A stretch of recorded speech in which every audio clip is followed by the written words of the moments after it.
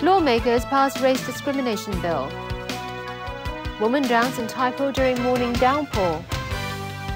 And Iran stages a second round of missile tests.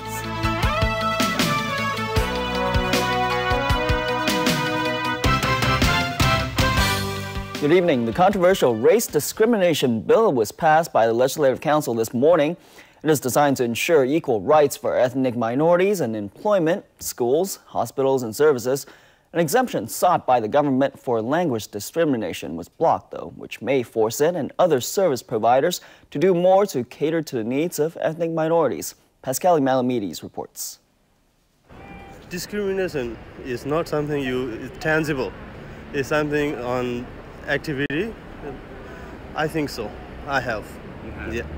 A lot of the time. People don't talk to you just because you are brown or you have a lot of hair or you are short or tall or whatever. Yeah. So I think it's very common here. One man's view on racial discrimination in Hong Kong. An ethnic minority audience applauded in Legco this morning as the race discrimination bill was passed.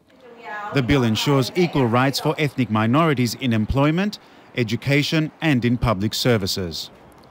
Discrimination, harassment, inciting hatred and causing bodily harm because of racial reasons, for example, will constitute criminal offences. What it should accomplish is a new culture that people are likely to be more sensitive and more reflective in how they treat each other.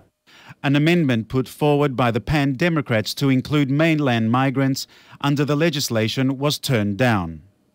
Different ethnic groups will feel that they are better served, and we as the governments have every intention of creating the environments in which both Chinese and other ethnic groups will feel very much that they are part of this international community of Hong Kong as Asia's world city. The government's failure to push through an exemption on discrimination on the grounds of language means that public hospitals, schools and professional training colleges, for example, may be required to provide translation services for members of ethnic minorities.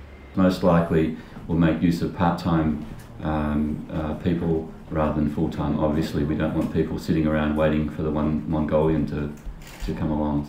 The same applies to banks, public transport operators and shops. By deleting the exemption of the language, I think the government can simply increase more resources, and also the government can demonstrate a commitment to promote the racial equality. Selina Tao of the Liberal Party pointed out that there may be difficulties in finding translators for languages few people speak. There were those who thought otherwise. Language problem. Language problem? Yeah. Like where? Like Working. Immigration. Like for the domestic helper, I think it's definitely we need to do something for them to make sure that they will have enough information or translation of what happened in Hong Kong, and then to protect them as well. Pascali Malamides, TVB News.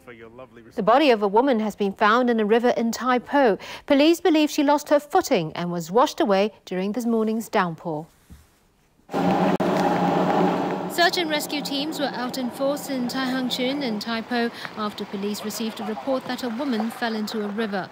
More than 40 firefighters fanned out across the area to look for the missing person. Their efforts were in vain throughout the morning. But when the water began to recede in the afternoon, the body was discovered several hundred meters off the river bank. Distressed relatives of the woman, who was in her 30s, showed up to learn the bad news.